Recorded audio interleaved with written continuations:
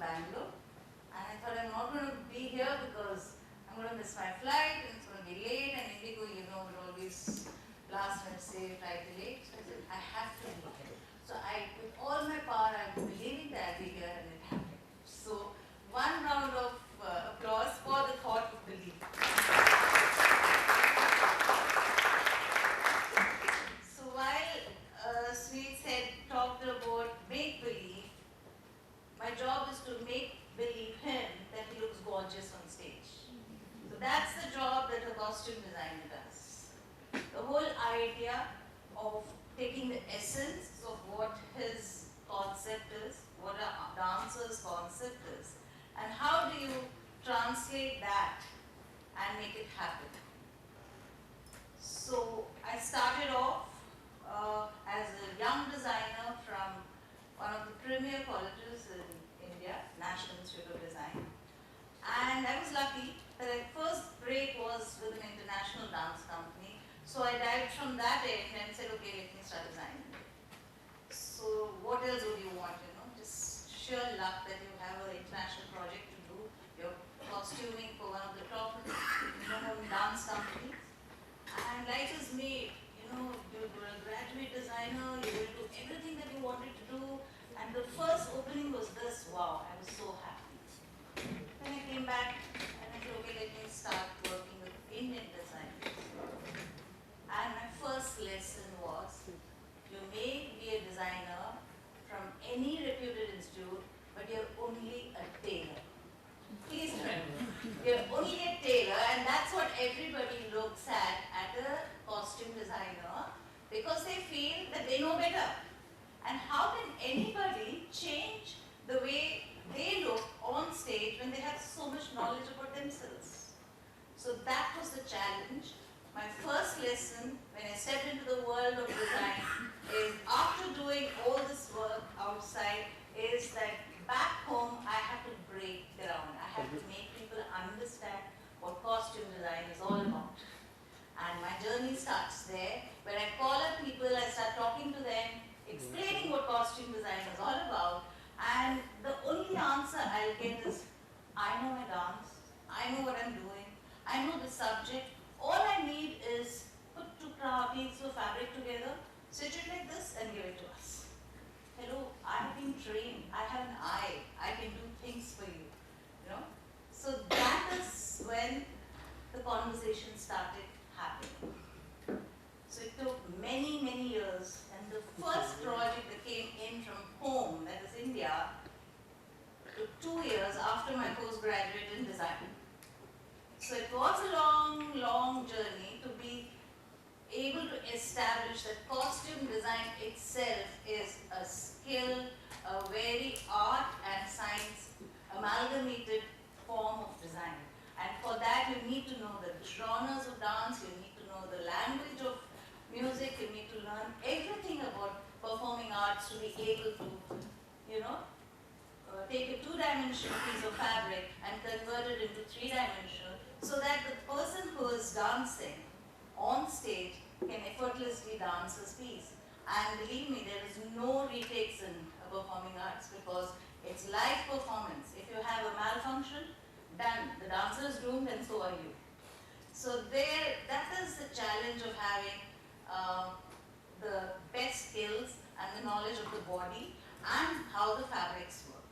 So here I was working from one dancer to the other and exploring fabrics and getting silks and working with weavers, because that's my passion. My passion is all about textiles and handlooms and weavers, and I believe that they are the pride of our dance. And I really try to talk to the dancers and tell them this is how it should be and what should be done around it.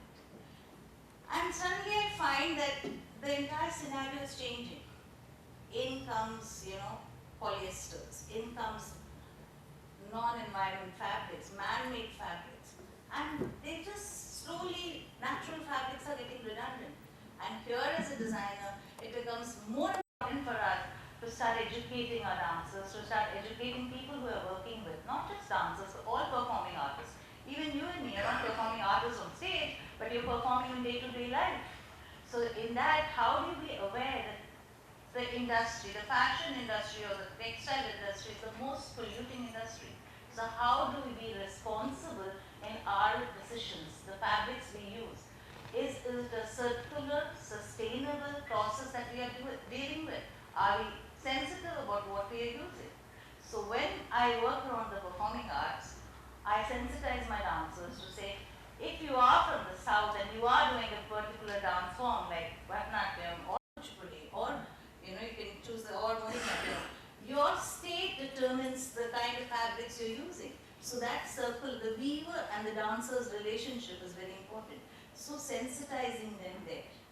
So the journey becomes even more tough.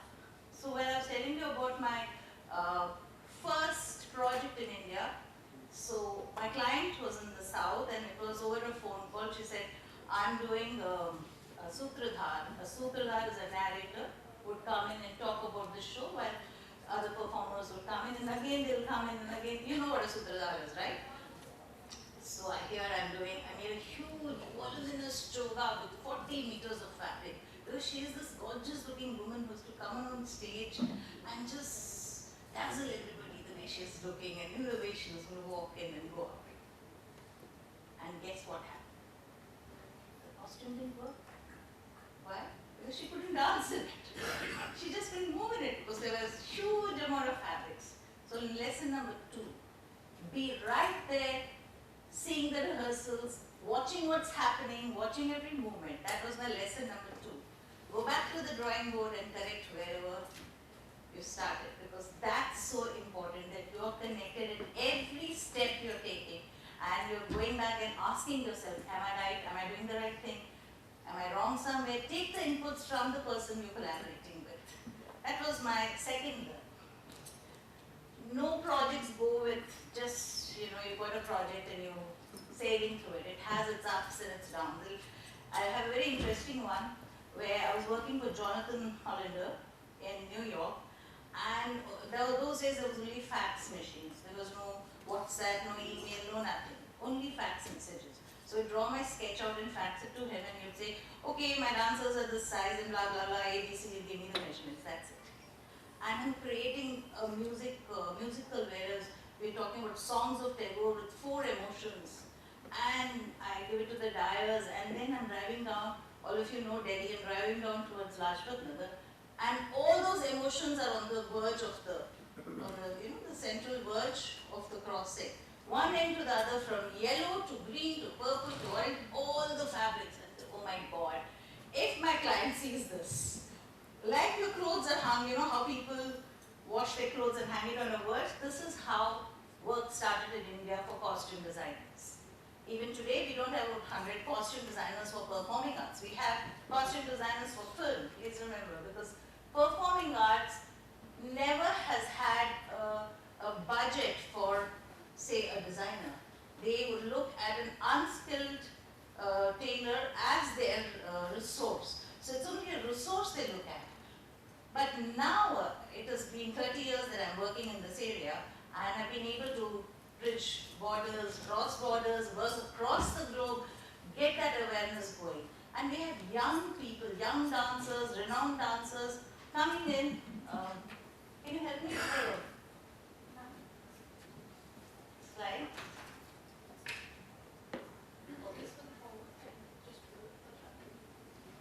Okay, this was the forward. Okay, so that was the first project I talked about. My first project that was called Moonbeam, and I used Indian cotton, Bengal cottons to drape this beautiful silhouettes, translucent in nature, and celebrated the Indian fabric. So the objective has been at every moment take your fabrics out. Show the world what our inherent heritage textiles are all about. Because it says so much. It says so much of nuanced thinking that we do in terms of fabrics. And when I finish, you'll know that you will get to know that there are fabrics which speak to you. Each one has a sense, and each fabric has a sense of element to it and a sense of, the senses to it. So whatever you choose is your exalted sense. If you like the color red, it's your exalted senses which makes you pick that color. So that you have to be conscious about that.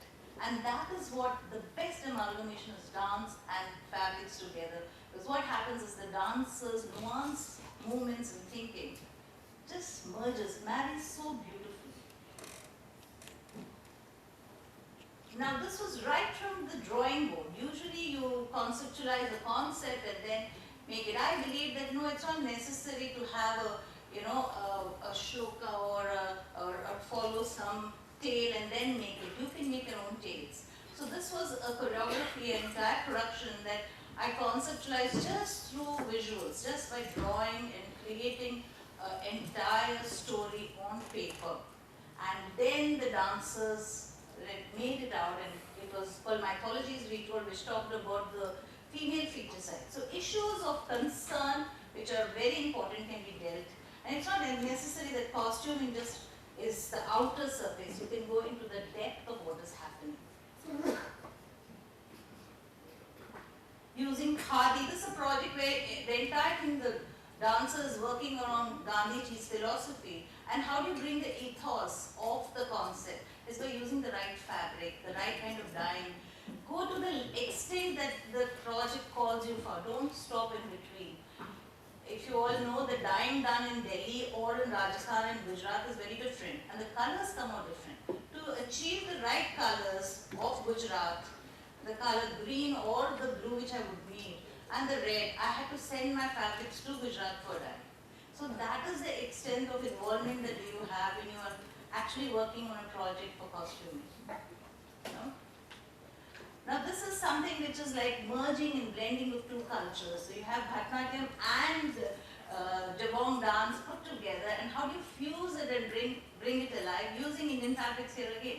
Because they're all Indonesian dancers and American dancers were doing this.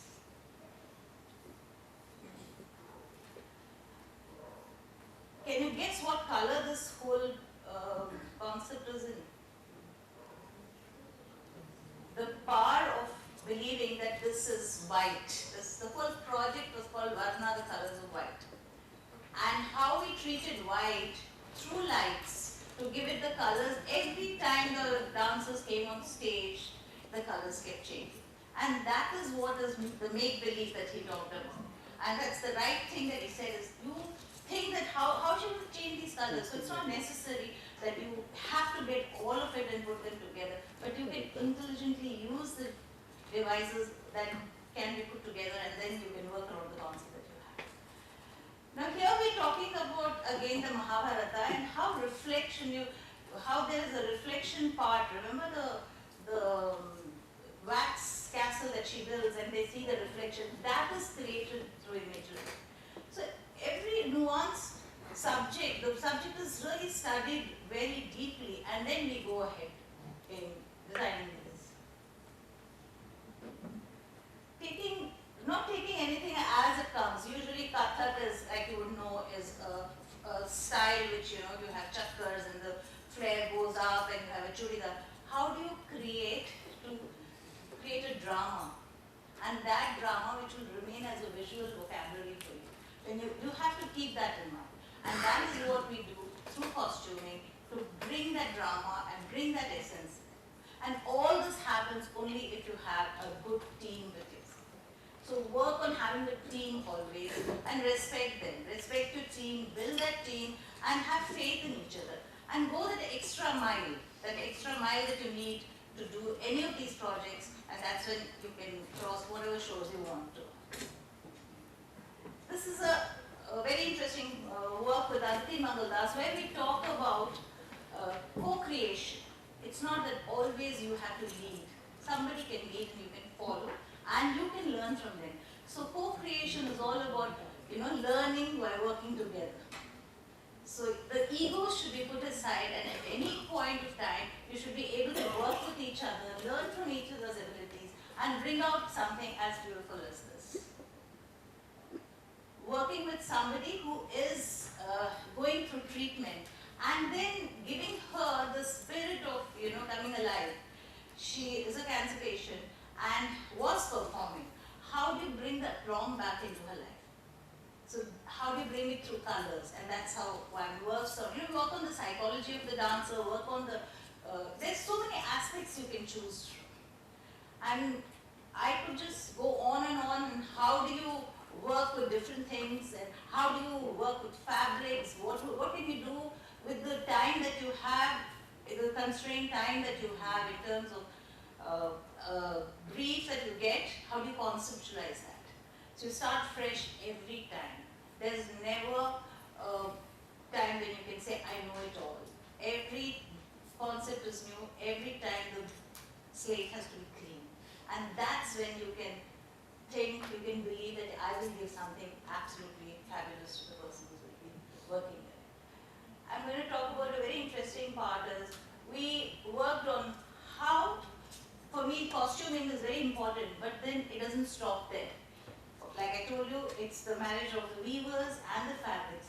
So I really believe that through the dancers, through performing arts, we can take it across the globe. And we did it. We made a story in such a way that fabrics come alive on stage. And dancers are just a part of it. And the entire audience is completely mesmerized with what is this that's happening. It's all about what you think you are going to communicate and how are you going to communicate this.